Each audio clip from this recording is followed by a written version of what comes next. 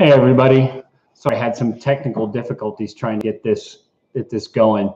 I had a few people messaging me and everything wanting me to get a show going tonight. So thought we'd try and get something going. So a little impromptu after hours show at the flip side. So hey, Hooli, Jimmy Fast, good to see you guys in here as always.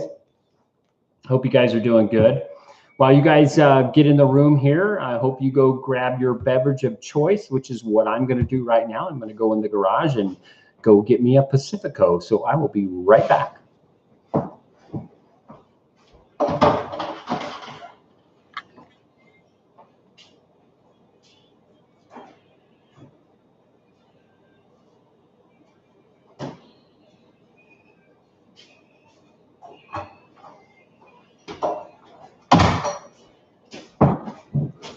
Now I got to go over and get me a lime. Got to have a lime with the coconut.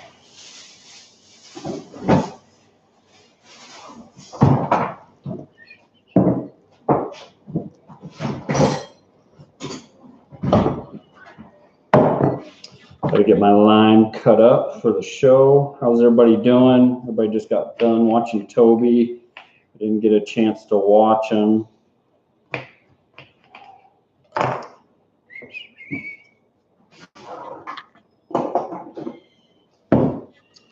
Kids are pretty much in bed, crashed out. So it's time to join your non-PC beer drinking, thrill the chase talking show. If your kids are up sitting in your lap watching this, put them to bed. Because this is a show where anything goes. Like a little bit of lime in my Pacifico. I don't know about you guys. Sean Martinez, how are you? Charles Clement. Sean, when are we going to get some new content from you, brother? How you been? We need to get you back out there putting some stuff out. We need to hear something from you, man. Hope you and, I'm sorry, I forgot your girlfriend's, your fiance's name, wife, I don't remember. Wonder how she's doing. Jason, howdy. Jason, I did get a chance to watch your video over on Facebook. Sasha, hey. James Cruz, haven't seen you in a while. Good to see you, brother. Anon. Kurt Hensley, that's a new one I don't think I've seen before. Deb, JB, haven't seen you in a while. Jerry Stone. See, I had Charles Clement. A lot of different names or people I just haven't seen in a while. Yep. Good to see you guys. So yeah, just kind of an impromptu after-hour show tonight. No panel, nothing like that. Just get together and bullshit about Fenn late at night, right? Busy research and boots on the ground prep. Cool, Sean, right? Yeah, I've already had 3 boots on the ground this year already. My birthday is coming up here on the 31st, so we got this weekend. My wife and I are going to put together a raised flower, not a flower bed, I should say, a raised garden. We're going to be working on putting that together. Hopefully, I'm kind of behind. I'm supposed to be putting a list together of all the materials needed for that. We want to put together a salsa garden, so we're putting together 2 2-foot by 16-foot. It might be a little bit wider than 2-foot, probably more like 3-foot by 16-foot raised planter beds, and then she's going to kind of do a salsa garden in that. So a lot of tomatoes and peppers and a few other things in that. So and squash too. She does a really good job of cooking up squash, and I make steaks and stuff. So this weekend, being a long weekend, I plan on trying to do that together. But still trying to plan another boots on the ground, towards the end of this month. So. New Belgium 1554, Craig Carter. That's good beer. I like it. I'm kind of a particular to Fat Tire from New Belgium. I like that. Marty Berg, good to see you. Lydia D. Lydia, I haven't seen you put out any videos. You put out a few videos to start off with, but I haven't seen anything from you. So are you planning on putting something else out? And Jimmy, I wouldn't call that a honeydew list because I really like my wife's salsa. She makes some amazing salsa. So the more peppers and everything else I can give to her and tomatoes and everything else, the better, because then we get some great salsa here at the house. So I love it. Treasure Hunter, that's a new one. That's not Fenn Treasure Hunter. That's Treasure Hunter. So what do you guys want to talk about tonight? Anything in particular? I mean, I've got a few things on my mind. I've told you guys here on one of my last videos that I was planning on doing, you know, some kind of retro videos back to my initial videos that I put out when I first started on YouTube, which was just me, you know, out in the woods somewhere or whatever, just talking about. There weren't live shows. The live shows became really easy, and I've said this before. I gave a lot of props to, you know, like Bill Gorman and Jason Dent and even Toby, who were doing a lot of the live shows before anybody else was. And it just became really easy to do the live shows versus trying to put all these shows together and make prep for them. So I'd kind of like to do something like that. Grow some hops. Yeah. Yeah, Jimmy, I'd rather do other things. I like drinking them, that's for sure. But yeah, this is a glass we got when we were in Moab. And we didn't realize it, the wife and I, first time we were up there in Moab in Utah, that all they sell up there is like 3-2 beer. So we were like thinking, man, we're doing pretty good drinking all this beer, but you know, we weren't getting that much of a buzz. And holy cow. Britt Chaser, how are you? Jungle Cruiser, I know I've seen that name before. Davio 22, my brother from another mother out there in California. Davio, have you been out to Yosemite this year? How's that going? I know you're big out there. Finders Keepers, good to see you. Famous Last Words, that's a new one. Yeah, Davio, I'm not going to go back into the whole weekend update stuff. That whole thing's been tainted for me. And one, I don't have the time anymore to be going and watching everything that's out there. I think there's still a lot of good stuff out there and people putting good content. And you guys are all avid searchers, you know. I mean, you don't need me to tell you what's out there. You guys find it well before I ever do so. But yeah, I just don't have the time for that. And again, you know, I just kind of got tainted with that after everything that went down back in September, October last year. So there it is. Man in the Park, how are you? It makes me forget what your original name was now that you're Man in the Park. So kind of one thing I wanted to talk a little bit about was this, you know, Forrest Fenn's, you know, whole back in the box thing that he mentioned in Jason's recent, you know, that Playboy interview. Once again, he talked about, you know, people getting back in the box. And, you know, I started doing a lot of thought on this whole back in the box thing. And again, this is all really based on, of course, my personal confirmation bias, subjectivity, whatever you want, as a poem purist.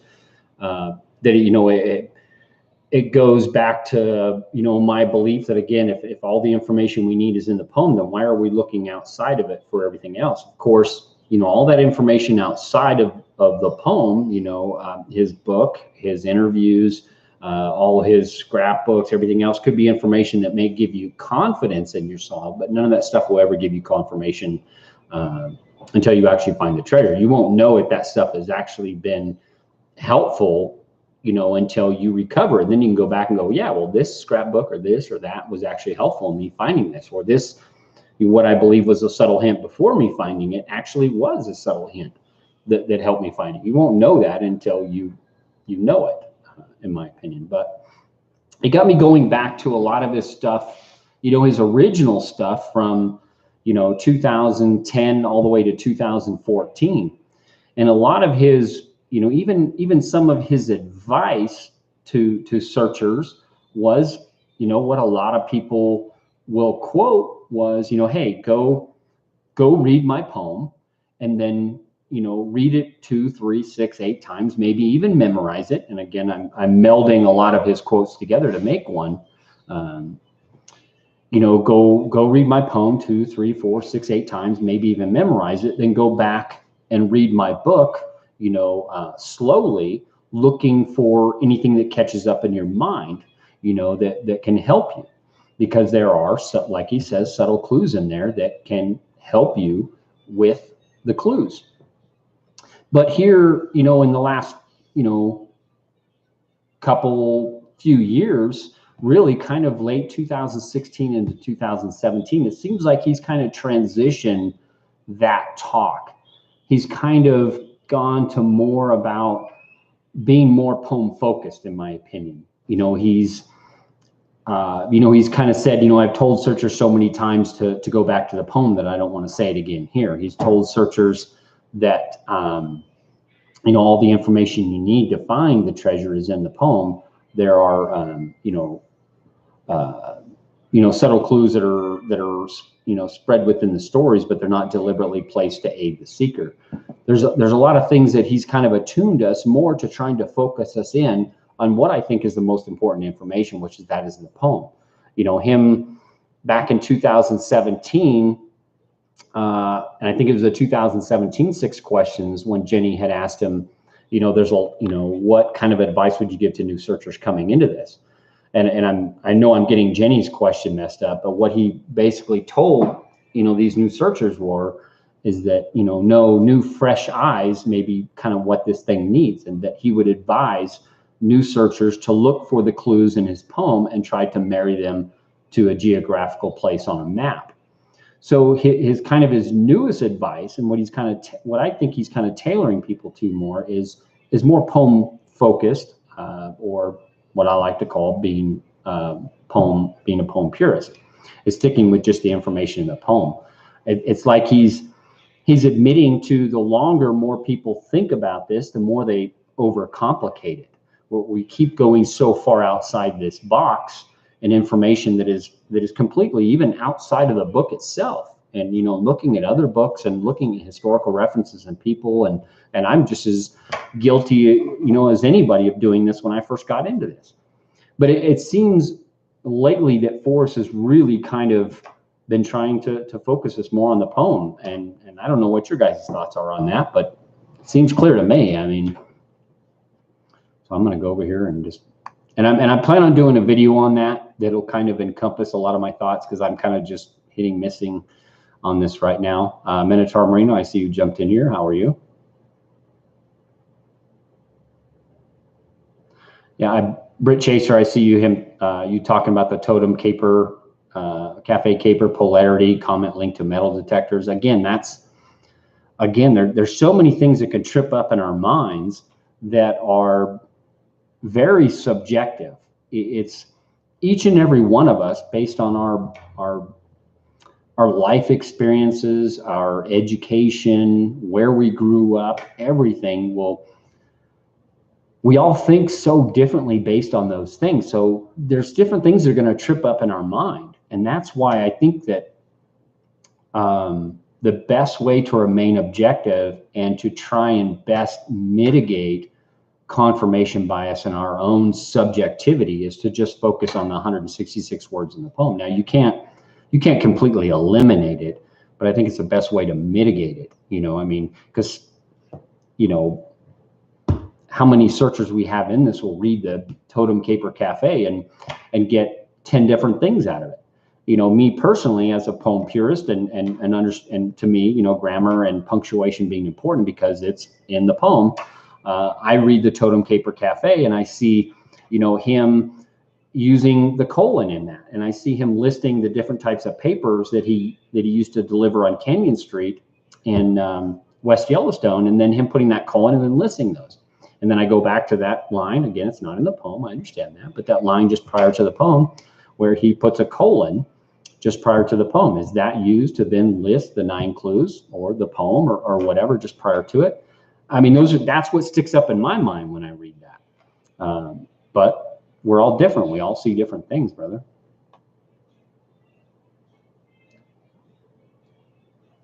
Yeah, Jason, I mean, maybe somebody else wants to pick that up. Jason, I just don't have time to do the weekend update anymore.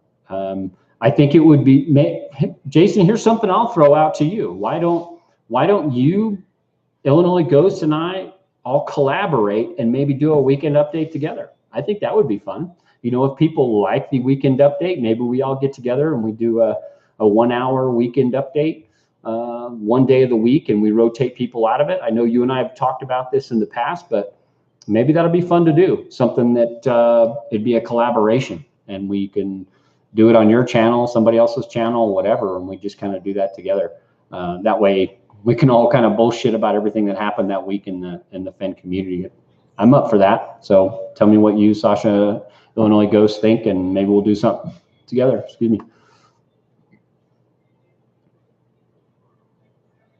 Yep, good, Jason. I'm glad that you still have that video up. I think that's, again, I've said it before, your Playboy interview, audio that you put out is like Forrest Fenn, 102. You've got the Moby Dickens from AGK that he put out there, is Forrest Fenn, there goes my cat, 101 for those people that first get into this, want to know more about the chase, bam. And then for those that, have been in the chase for a while and really understand what's going on, go watch that video because you'll get a heck of a lot more. Oh my God, this cat. We moved to this new house and this cat never did this before. Now all of a sudden he just wants to meow all the time.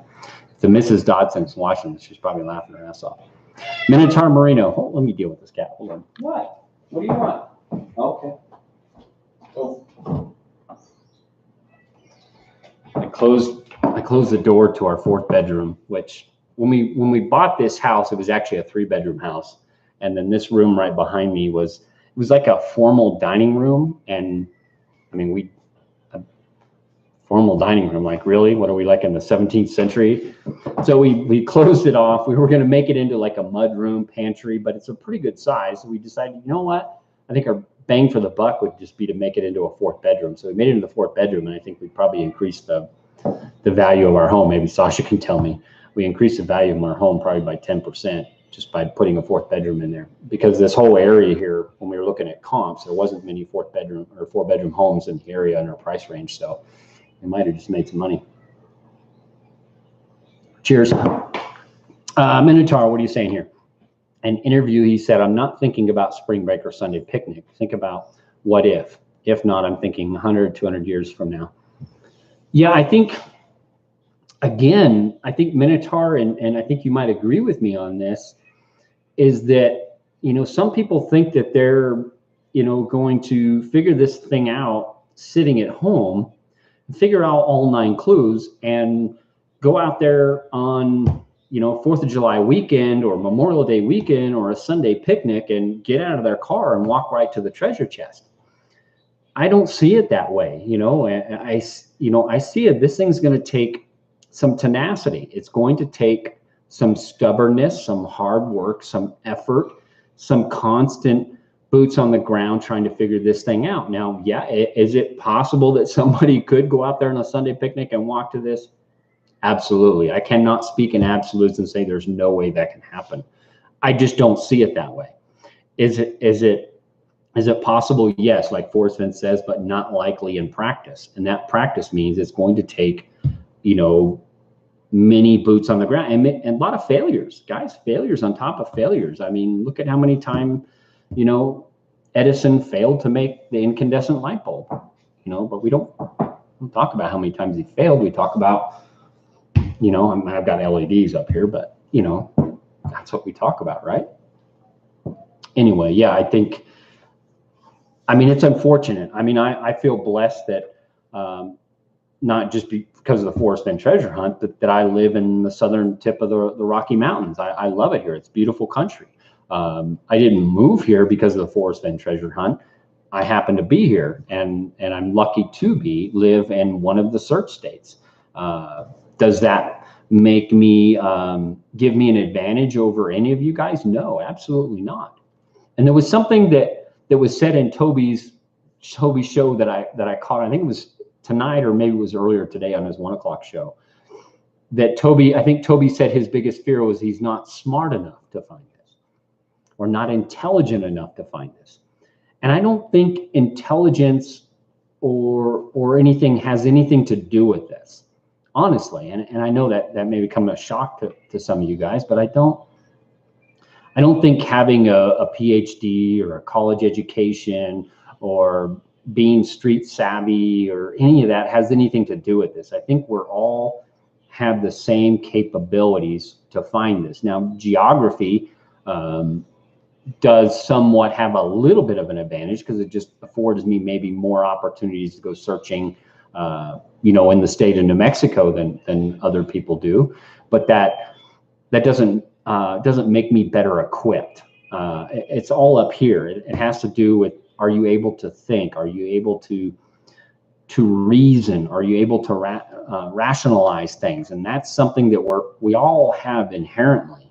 That's not something that a PhD or a college education or being in the military or being an analyst or anything like that is going to give any of us an advantage over anybody else. It's your ability to think clearly and just reason through things. And being boots on the ground definitely helps. I mean, getting out there and testing your theories for sure.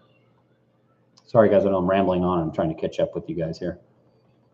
So I don't know, Minotaur. I mean, I think it's going to take putting boots on the ground out there, obviously, and whether that's 100 trips or 4 trips, it really doesn't matter. You got to get out there.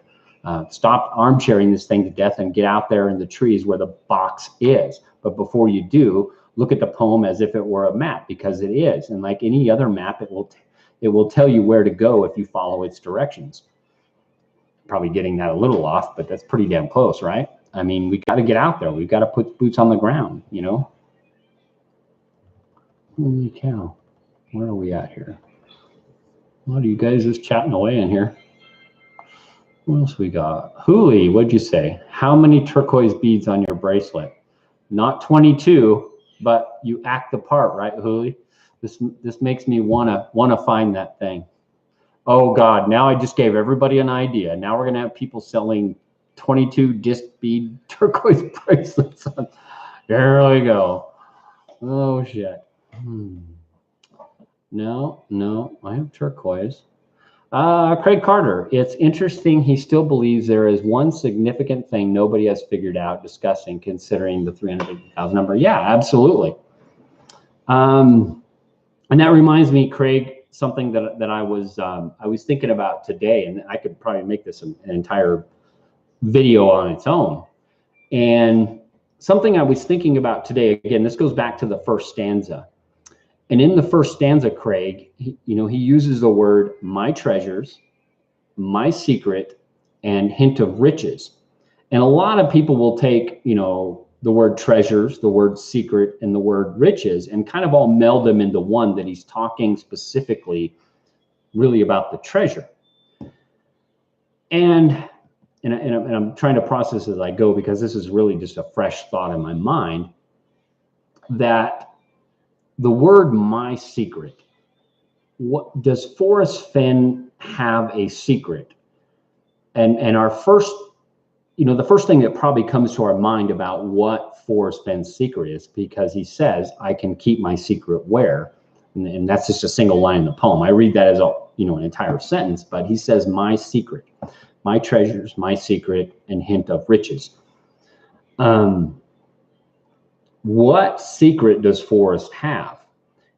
And I kind of circle this around and I go, okay, Forrest Fenn has said, there is something in that treasure chest that is saved specifically for the person that finds this. And it's the one thing that, he's never talked about and he doesn't want to talk about. He recently talked about in Jason Dent's audio that he released, that when somebody finds this thing, Pandora's box is going to be open real wide. So is there some kind of secret that Forrest Fenn is holding on to? And is this secret, and I've kind of talked about this a little bit, but I really started going more into this, this kind of stuff it's not going to help you find the treasure. This is just random shit that proliferates out of my mind. So it's not going to help you find the treasure, just by no means. But it's just interesting to talk about.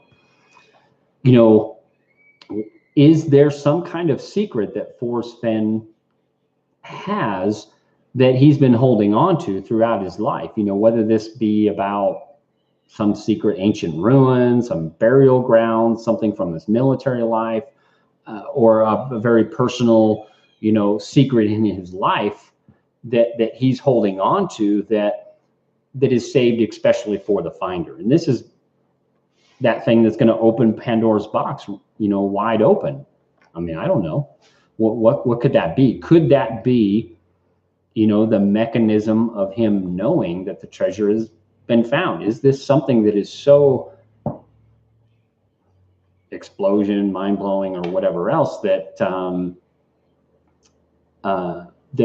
the finder just can't keep a secret, right? I mean, I don't know. So that if that information was to come out, then Forrest Fenn would know without a doubt that the treasure has been found. Is that the mechanism of discovery? Now, of course, this all relies on Forrest Fenn still being with us, when and if the treasure is found.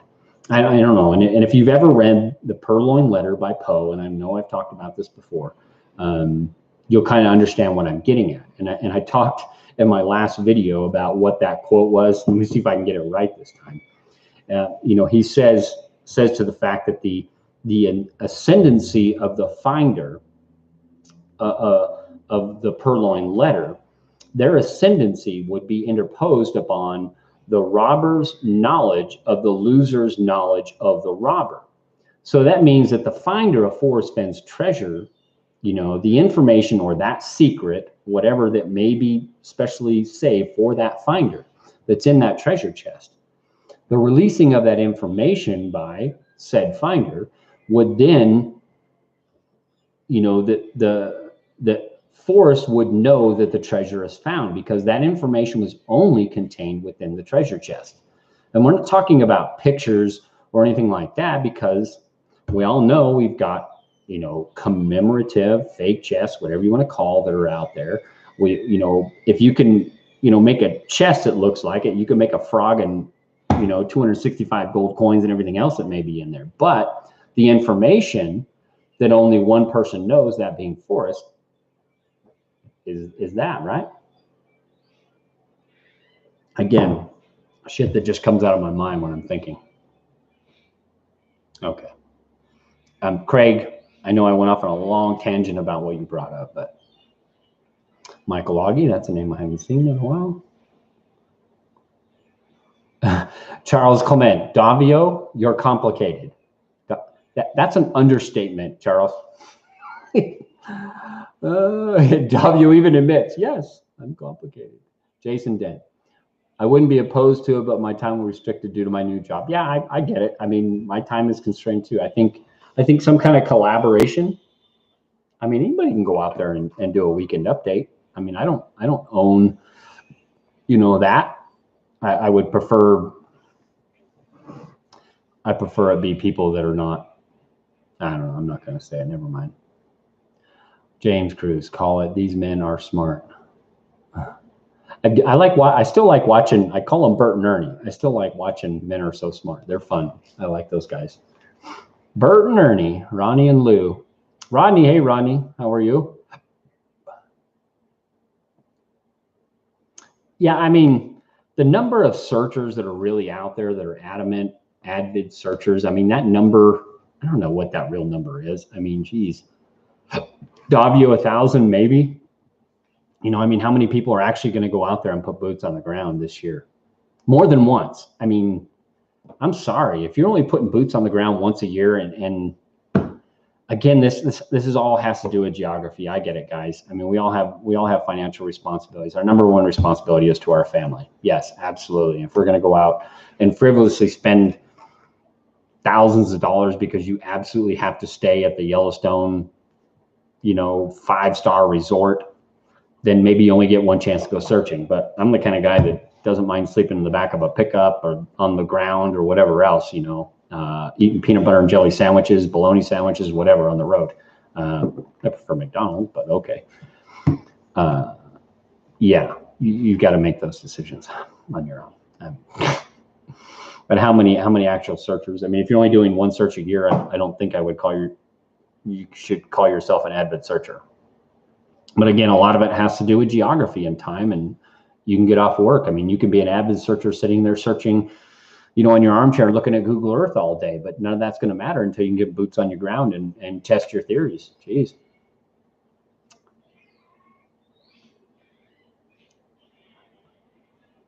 Hard work is right. Never ending. Jeb, JB. Yeah. I mean, I think Forrest Fenn has said it. It's going to take. It's not going to happen on a spring break. You've got to put a lot of effort into this, and the person who's going to find it is going to earn it. Does earn it, you know, what does that mean? You know, what does that mean to Forrest Fenn? Does that mean, you know, simply getting out of your car and walking out in the woods and walking to it on a spring break? I don't think so. I think earning it means, you know, obviously putting in a lot of time thinking, you know, and I think he said in one of these videos here recently, I'm trying to remember which one it was, but he specifically said, and I think this was the one with Douglas Preston, and this was an early interview. I think it was like 2011 or 2012, very early one. And he had said, you know, the something along the lines, and I'm going to totally paraphrase this, and I won't get it correct, but he said something to the fact that, you know, what we need to do is really just kind of, you know, turn our phones off, you know, go away, you know, put the kids away and just sit there and think and read the poem and really think. A lot of people just don't do that.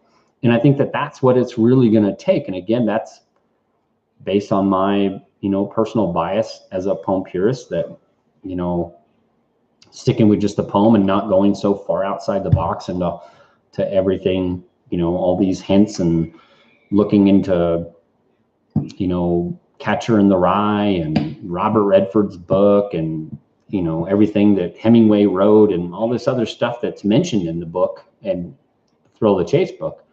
We just get so wrapped up in these rabbit holes, and they're fun to go down. Don't get me wrong. I mean, I appreciate all the hard work people put into these things, and we learn so much from them, but I don't think that those things are going to help you find Forrest Fenn's treasure. I think they're just going to, there's just too much noise. It's overwhelming, guys. But I think that hard work is really just getting out there and doing it. Sure, Kurt Hensley, I think that the box Forrest is referring to is the book. It's shaped like a box, but then it's so Wyoming and Colorado, but then so is Wyoming and Colorado. Yeah, I mean, guys, I mean, the box, I can't with any absolute certainty say that the box that Forrest Fenn is saying that we need to get back into is just the 166 words in the poem. I like to believe it is, but it could simply be the book as well. And if it is just the book, and this is me only trying to make sense and think and analyze about what he's trying to tell us, if it is just the book and he's trying to tell us that people are trying, you know, that he says a lot of people are trying to think outside the box as if the solution lies out there. So if the box is simply the book, then he's trying to tell us to stay within the parameters of those 30,000 some odd words that are in the book itself. And the further that we, you know, we go outside of the book, the more convoluted and overcomplicated we make this thing.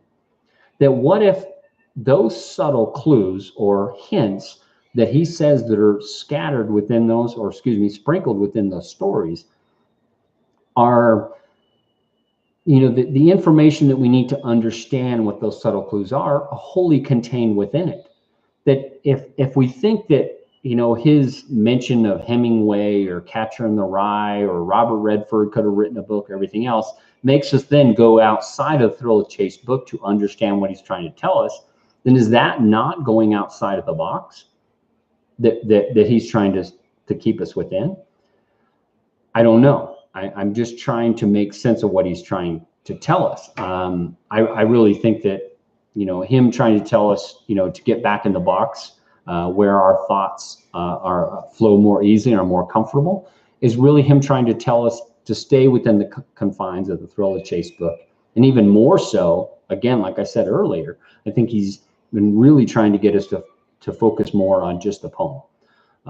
That's where all the information we need to find it. Sure, you know, there could be, or there are subtle clues outside of the poem that can help us with the clues, but how do we figure those things out without allowing our personal biases or subjectivity to make us think that they are? And we won't know they are until we find the treasure chest. Again, I know that horse has been killed like 10 times, guys, with me. So Kurt, I hope I'm kind of going into what you're answering your question a little bit there. Hey, William. Tea with Olga, spreading ashes. I don't know where you're going with that, Kurt. But William, what'd you say? The special spot and treasure location isn't the same spot. Your thoughts? Yeah, I agree. And maybe that line just prior to the poem tells us that. Whereas Forrest Fenn says, so I wrote a poem containing 9 clues that, if followed precisely, will lead to the end of my rainbow and the treasure. We're talking about 2 separate things, right? We're talking about the end of his rainbow and the treasure. If the end of his rainbow is his special spot, then where the treasure is located should be within that special spot. But we're possibly talking about two different spots, right? You've got a whole general location, which is that place that is dear and fond and special to him. But then the treasure, is located within that, but it is its own site in itself, right? And something that interests me that's kind of a little bit back on that, William, is that post. It was a featured Q&A over on Mysterious Writings called Lost Treasure Thoughts. And this is the one where Jenny had asked Forrest Fenn, and I paraphrase, what if the treasure could talk, what would it be saying now? Would it be happy or whatever? And Forrest Fenn had said something, and I'm going to completely paraphrase this, and you guys can find it on your own. Don't take my word for it. Go research. I tell you guys all the time. He said, I'm sure the treasure chest relishes her guardianship of the rich objects concealed in her care and over which she stands sentinel. And I find this very interesting because, and this is going to probably sound very self-serving, but I'd have to go back and look at my emails. But I had emailed Forrest Fenn, some thoughts about that whole line in the poem. And this is not a secret because I think I've shared this on Mysterious Writings a couple years ago. But I had said, I believe that the word riches, because it is a noun, can only be things of monetary wealth. And also those things like our valuable natural resources. And you can go look this up, do a Google search on it, go look in Webster, whatever you prefer. But that's what you're going to find, that riches can only be a noun. And again, we can't ignore any of the nouns in the poem, right? So it can only be a noun. And as a noun, it is to mean things of, wealth, monetary, tangible monetary wealth. And those things are valuable natural resources. And I had emailed Forrest and said, well, it kind of reminded me about his story about his bracelet. Again, right? Not his bracelet, but my bracelet, where he had said that at one point in time, one of the disc beads had come out of the bracelet and he took it back to a silversmith and had it fixed. And the silversmith had kind of shined it up for him and returned it back to him. And, Forrest Fenn wasn't really happy at first about that because he wanted it as it was, in its form. But the silversmith wanted to return it back to Forrest as it was new. So Forrest Fenn kind of appreciated that. So I got to thinking about that, and I thought, well, gold, there's 2 types of gold in Forrest Fenn's treasure chest. You have gold that is in its raw form. Of course, we have all the gold dust that's in it, as Forrest Fenn tells us. Plus, we also have, those 2 large nuggets that he talks about so much that are the size of a hen's egg, right? So, and then you also have, the 265 gold coins, mostly eagles and double eagles, right? So you have gold in its raw form, its old form, and then you have gold in its transformed or newer form. So I kind of thought, well, maybe he's talking about the treasure chest when he's talking about riches new and old, because we're talking about, riches, that are things of monetary, tangible wealth in its new form and old form. And then he puts out, after that, he puts out this whole Lost Treasure Thoughts, where he talks about the riches that are concealed in her care. So that was kind of like I hate to call it a confirmation, but it was kind of like giving me confidence that belief was true, because we are talking about the riches that are in the treasure chest that are potentially the new ones that Forrest Fenn put.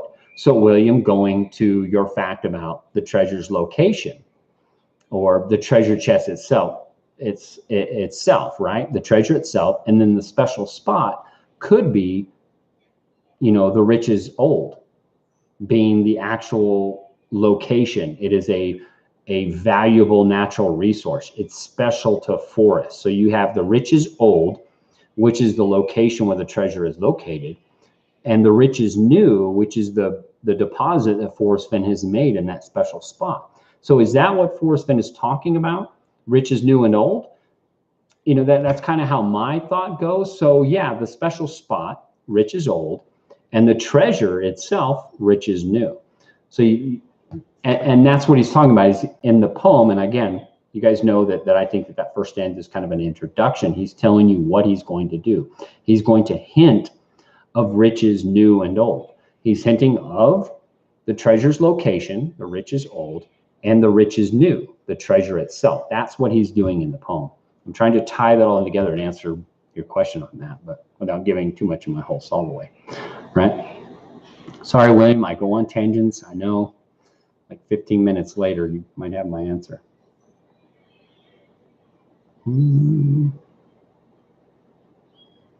Yeah, I may be overcomplicating it. Absolutely, William. It could just be simple as a box, just a way of thinking, sure. William, backwards bicycle, right? Well, we are the flip side here, right? This is just an alternative way. It's the different way of looking at things. I'm not saying any of it's right. Cheers, guys.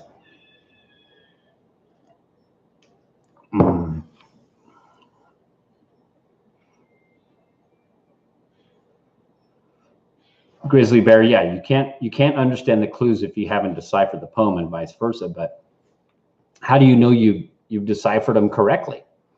I think the further you get away from the poem, and I've talked to Sean Martinez, who I know is in the chat room tonight, and hopefully he's still in here.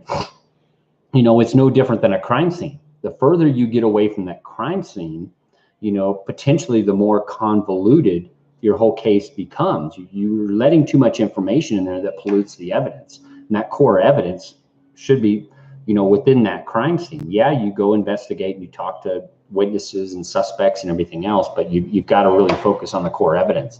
And I think the further, Grizzly Bear, that we get away from the poem itself and start, even getting outside the book, we go outside the poem and we go into the book, and then even the further we get outside the book, the more our mind we can find all kinds of coincidences, guys. I mean, we all know it. You guys should be nodding your heads like, golly, I could find a million coincidences.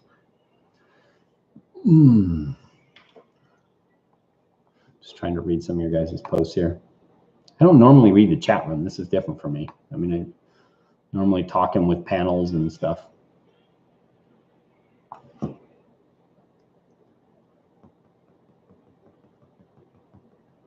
Buzz Smith, I understand Forrest Fenn says things to keep folks safe, but when he said it's not near the Rio Grande, well, not far, and I think you kind of trailed off, Buzz. I don't know if you got another post on that. Yeah, I think obviously he wants to keep people safe, but what does safe really mean? I mean, the most dangerous thing each and every one of us do in this treasure hunt is get in our car and drive to our search location. That's the most dangerous thing we do. I mean, they're fucking nut jobs on the road everywhere we go. People texting while they're driving, people drinking and driving, people not paying attention, eating food, putting mascara on. The most dangerous thing we do is get behind the wheel every day we go to work. So, I mean, to say, dangerous things or what an 80-year-old man could do out in the woods is all subjective. I mean, I don't know what to tell you on that. I mean, I still, if you go back and watch my whole video on to cross or not to cross, Forrest Fenn has not completely ruled out a river crossing. There's a lot of people that don't believe there's one in there, and I can't prove that there is. But he's definitely had opportunities to rule it out, and he hasn't, in the guise of safety. And some people beat me up saying I'm trying to get more clues from him. I get where they're coming from. Absolutely, I get where they're coming from, because I might say the same thing if I was in their shoes. So be it as it may, call it what you want.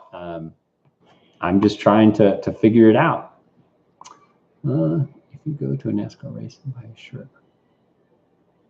Steve Wayne, I get what you're saying. If you go to a NASCAR race and buy a shirt, are you wrong for not enjoying the race? Yes, I get what you're saying. Again, people want to make money in this chase. By all means, go for it. I think we get too wrapped up around that, you know.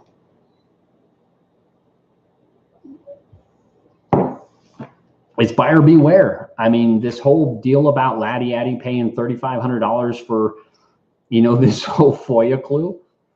If you got that kind of money to throw out there, I mean, once or twice a week, I might spend $5 on a foo-foo coffee, you know, from Durango Joe's or Starbucks.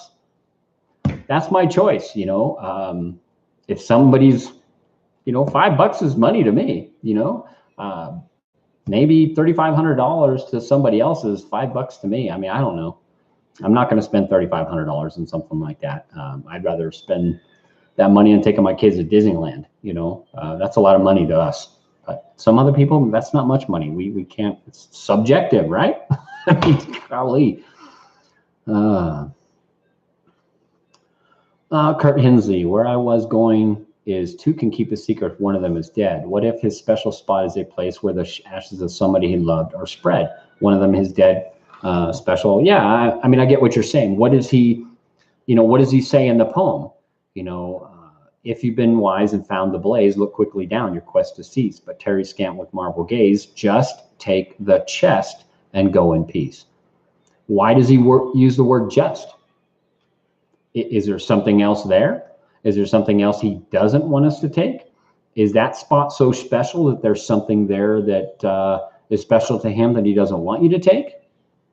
You know, I think that the person who finds this treasure will respect Forrest Fenn enough that if there is something there that not just makes that place special, that or does, I guess, that he doesn't want you to take that. The very key word in there, just take the chest and go in peace.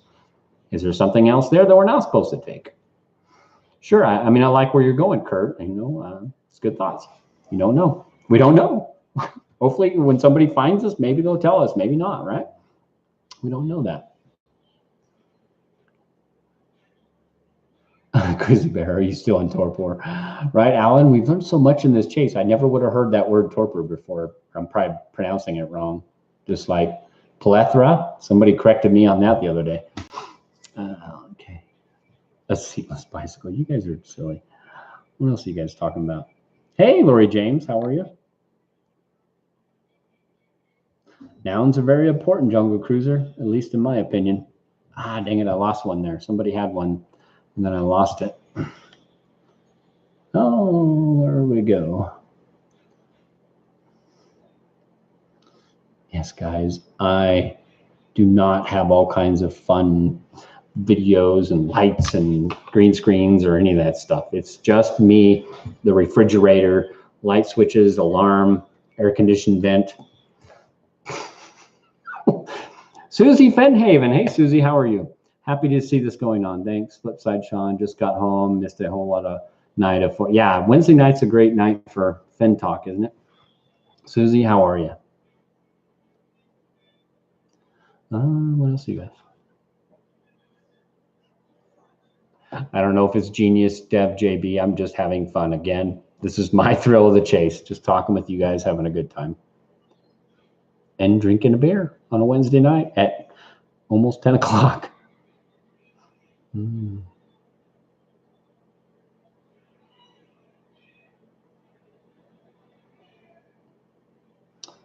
just reading your guys' talk here. So just curiosity, is there a video you guys want me to talk about? Is there something that you guys are curious? I mean, there's a big part of me that would like to go back to that whole, you know, roundtable discussion stuff. I think that was good, and that happened at a bad time. You know, just shit hit the fan shortly after that. Cheers. Yeah, you're solved. Right. That's not going to happen, Jim.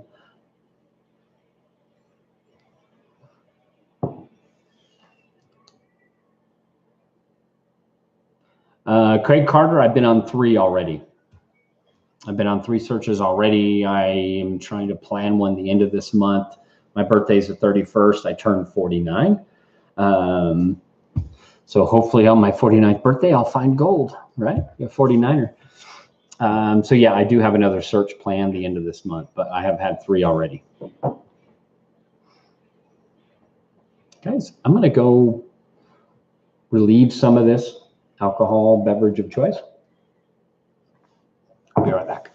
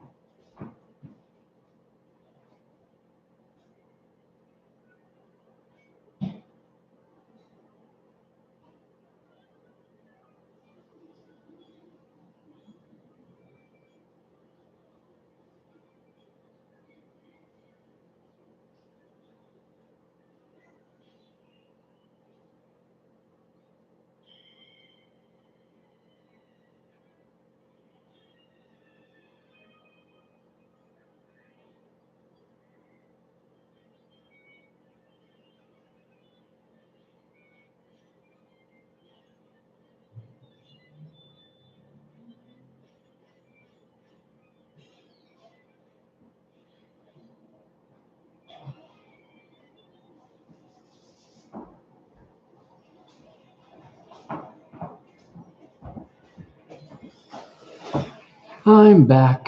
What's up? Marty Bird. Sean, what do you think the purpose of the SBs are? SBs being scrapbooks. And do you think Forrest planned to stay involved when he hit it?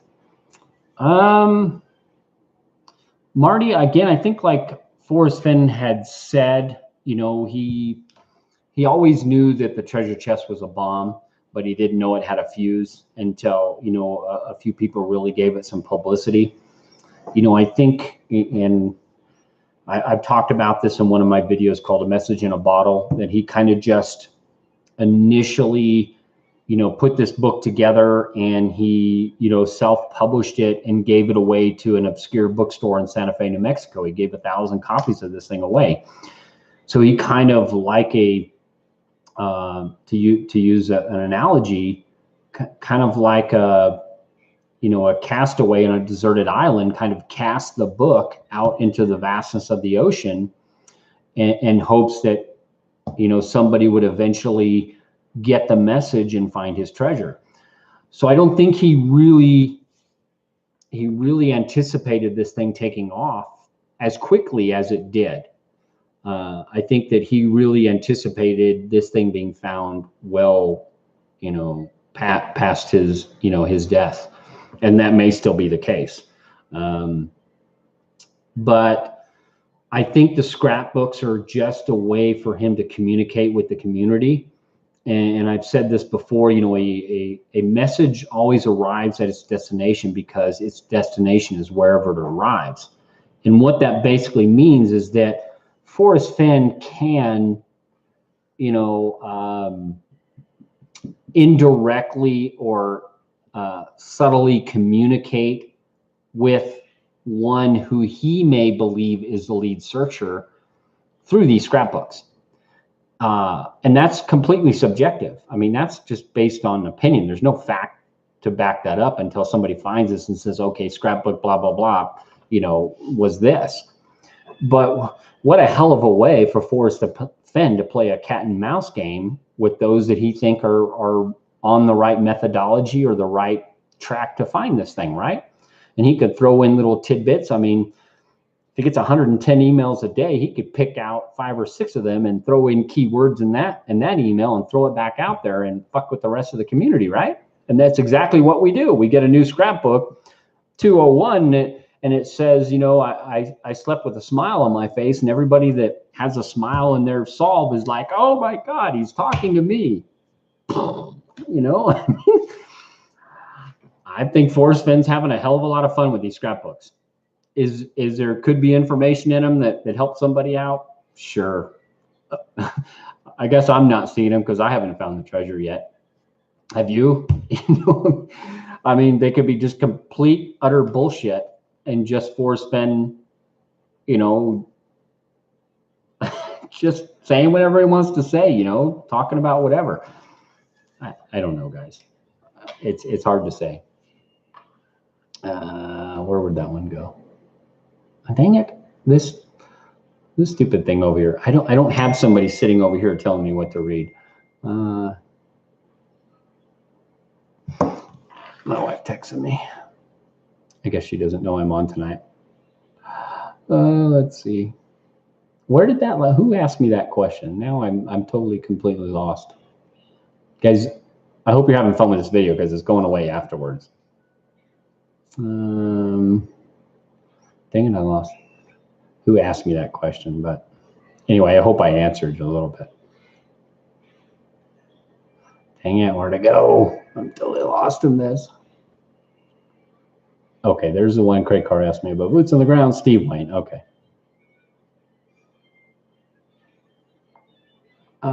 Steve Wayne says, do you feel that you would like to have some personal time hanging with the finder? And would you want the finder to seek you out once found to share stories of days or not? Are you talking about like, do you think Forrest Fenn would want that, or just in general? Do you think that the community would? I'll just give my thoughts on that. I think Forrest Fenn, he says he's ambivalent about the treasure chest being found. I think he's kind of ambivalent about whether or not he wants to meet the eventual finder.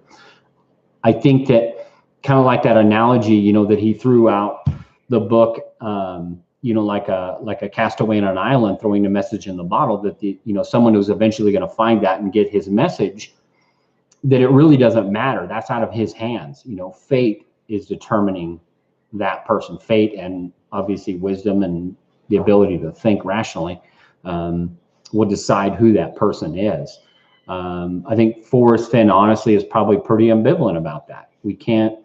There's been people in the past that have said, oh, what if some, bad person, some quote unquote, in their mind, subjective bad person finds this treasure, they're a felon or this or that. Who gives a rat's ass? They're the person that found it. Who cares? So again, I think Forrest Fenn, is pretty ambivalent about when it's found and whoever finds it. I mean, it's out of his hands. He has no control over who that person is or what kind of person that is, really. But yeah, I think if it was me and I had done this, I'd kind of like to sit down with that person and go, well, how'd you figure this thing out? Maybe there's more than one way to figure this thing out, whether you used all the hints or whether you just used the poem or you threw a jar of peanut butter against the wall and it told you the search state. Who knows, I mean, geez. But yeah, I think all of us in the community, I mean, I've said this many times, most of the community are going to want to know three things. One, where was it? What was the correct solve? And who found it? Beyond that, what do we want to know? What are we entitled to? Well, the search community isn't entitled to anything. None of us are entitled to who found it, where was it, and the correct solve. We're not entitled to any of that.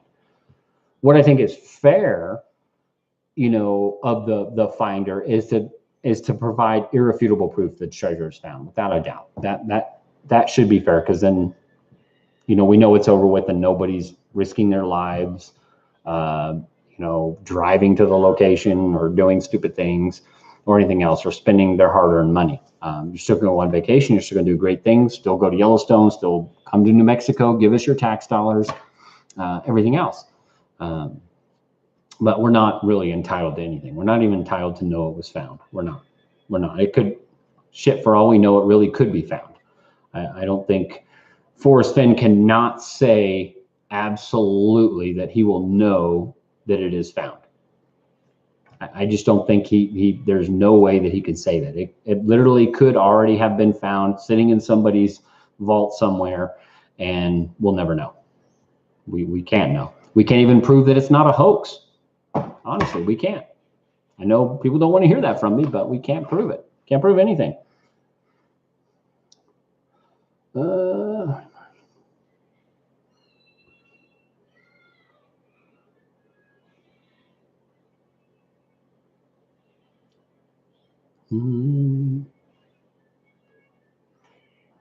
I'm just reading you guys' stuff here, trying to catch up. Okay, I think I'm caught up with everything you guys are saying here. Is there anything else you guys want to talk about before we get off here? We're right at an hour, 59 minutes and 48 seconds, 49, 50, moving on.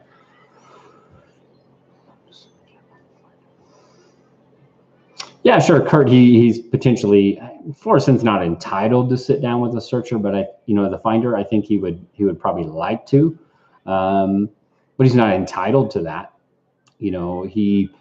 I think he said before when somebody asked him, do you have any, and this was in the Moby Dickens interview from 2013, there was a woman that had said, do you have any heartfelt wishes for how the treasure would be used for good? And Forrest Fenn had said no, right off the bat. He said, I'm not going to make any conditions after the fact, so like he said, it's once the treasure is found, it's completely out of his hands. And he said that other times before, that he won't reveal the location. He's going to leave that up to the finder. All that is up to the finder. It's completely out of his hands, especially after he passes, obviously, if it's found, after he passes. But if it's found in his lifetime, who's to say that the finder has to give it back to Fenn? Who says the finder has to notify Fenn? They don't have, there's no rules. There's no rules once this thing is found. There's no rules right now. I mean, we've seen plenty of that. There's plenty of people that live by that model. There's no rules in this thing. And technically, there's not. There's lines you probably shouldn't cross, but okay. God, there was some other stuff I wanted to talk about. I don't want to go into them. I know I could do one video that would probably level the playing field as far as where warm water salt, but I am not going to do that one. That's a teaser. Yeah, the real warm water salt would blow the doors off this chase. Sure, Steve Wayne, it would. And if I told you my interpretation of the first clue, this is what 99% of you would be doing. Why didn't I think of that? It's really that funny, but I don't know if it's true. I certainly believe it is. It's right there in the poem. Susie Finhaven. Oh, you're on Zoom. Awesome. Yeah, you need to do a video with Rodney. That'd be a fun one to watch. We want to see you and Rodney do a video. That'd be fun, Susie. You guys are both into the book, and I love listening to it. I mean, again, there's so much fun going down, all these things. You never know what's going to trip up in your mind. Absolutely, you do not know what's going to trip up in people's mind. Sure, Minotaur. But again, if nobody's talked about it, then how is it some people have figured out the first two clues and went right on past it if it hasn't been talked about? I think that the correct warm water salt, the correct area where warm water salt, and what warm water salt is has been talked about. Absolutely, within the chase community, whether you just haven't seen it and you haven't visualized it or whatever else, it absolutely has been talked about and mentioned, in my opinion, within there.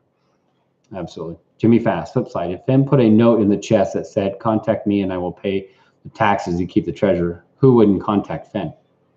What if the person that finds it is not interested in the monetary wealth that is gained from the treasure chest? Again, they did not know it was the chase they sought and not the quarry. What makes you think that the person that finds it is not a person that is just interested in matching wits with Fenn? I mean, there's plenty of people out there that kind of money will not change their lives. I'm not one of them, but there's other ways of making money without parting with the chest, right? I mean, people talk about book deals, you talk about movie deals, you talk about there's all kinds of other ways out there that you could just keep the chest. I mean, my plan is I'm not giving Forrest Fenn the bracelet back, and that pisses a lot of people off. Okay, that bracelet is proof positive that you were the finder of the treasure.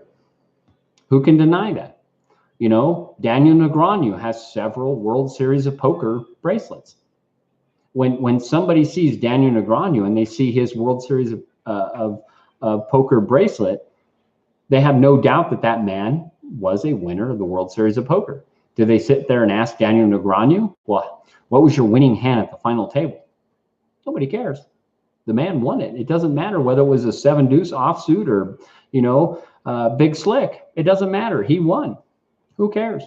How he found it. Was he a poem purist? Was he a person that focused on the hints or what? Nobody gives a rat's ass. He's a person. Was it the guy that threw peanut butter on the wall? It doesn't matter. He was a finder, right?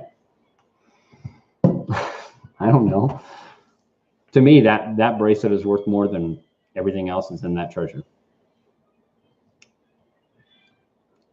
Yeah, we talked about this earlier, Huli. Finn said there's one thing that he hasn't mentioned by any searcher that he's careful not to mention it.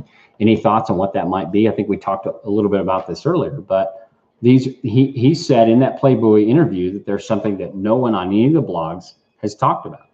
That doesn't mean these are things that people haven't emailed him personally, as well. But this is something that's never been. These are the things that could be whispered. These are things that people don't talk about openly.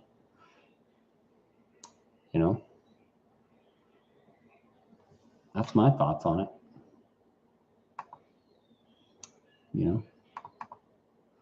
Anything else, guys? Shelly Draper, I'm keeping the frog. Yeah, right. I mean, why not keep something out of it?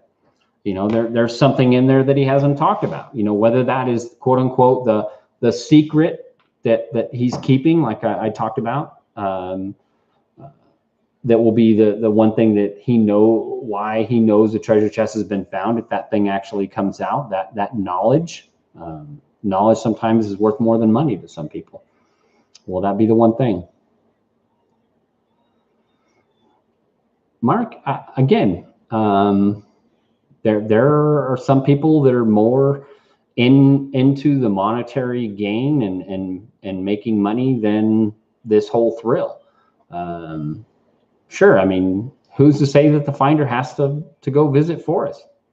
You can provide irrefutable proof, that the treasure has been found, and that there is no way that evidence, if Forrest Fenn is still alive, that will be able to refute it. Forrest Fenn would, if he saw that evidence, would be able to say, yep, the treasure chest has been found, because that is one thing I've never talked about. That is the one thing that I saved specifically for that finder, whether that is an article that's in the treasure chest that if he saw a picture of, or whether that thing that he's never talked about is the information, that this quote unquote secret is that's released, then he know emphatically that the treasure has been found without a doubt.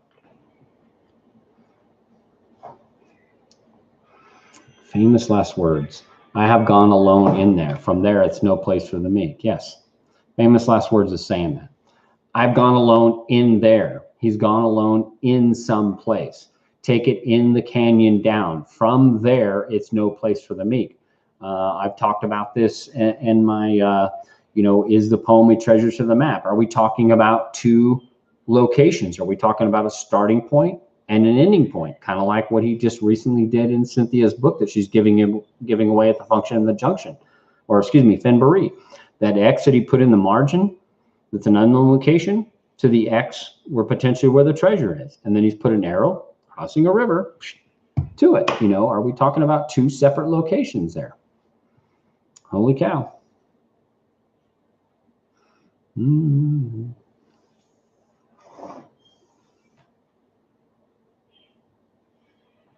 Steve Wayne, I look forward to personally meeting 80% of you, maybe 75%. Well, we have 66 people in there, so that means you need to meet probably about 55 some odd people in here.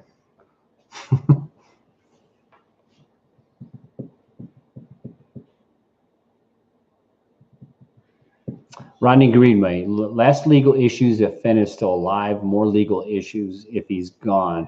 Potentially, yeah. I think, and you've even talked about this, Rodney. I think that he's put mechanisms into place that ensure that even after he's gone, that there's not going to be a big legal battle about this. I don't think there's going to be a big legal issue with this. And even Again, make it less of a legal issue. What makes you think you have to sell the treasure?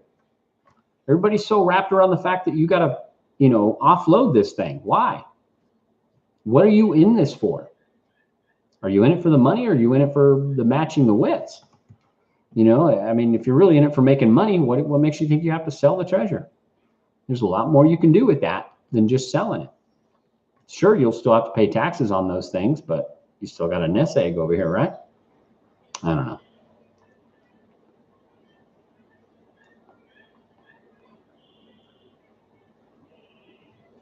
What are you saying, Minotaur? Hypothetically, you are convinced you have solved where warm waters halt. What, where, it's confirmed, correct, but don't think you'll solve the rest. Do you sell warm waters? Secret forever. It's not a big secret. Nobody has any secret information on where the treasure chest is located. It's all in the poem for all to see. We all have the same ability to find it, Minotaur Marino. It's, in my opinion, it's right there in plain sight. The starting location in the poem, not secretly masked within the book or outside the book or anywhere else. Now, again, that's my subjective opinion. I don't have the treasure, and my own, based on my own confirmation bias as a poem purist. Do I sell it? No, I'm not into making a whole bunch of money on this. Why would I do it? I could put out a video, you know, giving my interpretation on it. And again, I think it would be a huge head slapper. Honestly, I do. And then I would probably get 50 million people saying that they already knew that. Okay, whatever, you know, and that's possible, sure, you know, but I guarantee nobody's talked about it. I can tell you that right now. Nobody on the forums has talked about it. Does it make it right? No. Does it make it interesting? Yeah. Definitely.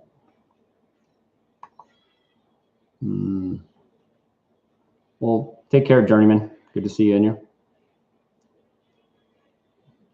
Yeah, I mean, William, you said the flip side, the first clue is it, begin it where warm waters halt. Sure, you got to understand what it is. But I think once you understand the correct starting point, you'll know for a fact. I shouldn't say as a fact, but you'll know what it is.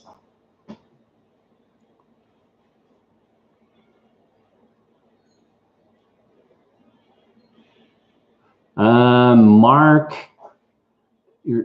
the first X is outside the margin, and then the other X is on what would be the right side of the river, kind of on the north right-hand side. If you follow the arrow, it goes straight up to it. I would say that's crossing the river. Maybe to you, it's not. Again, subjective. Again, it's just based on my confirmation bias that I potentially believe that there may be a water crossing, you know, on the in the poem. Whether that's where you physically cross it or whether that's just the path that it leads you across it, it's completely up to interpretation. All right, guys, it's going on an hour and 15 minutes into this thing. I think I'm gonna jump out of here. Any last anything else you guys got?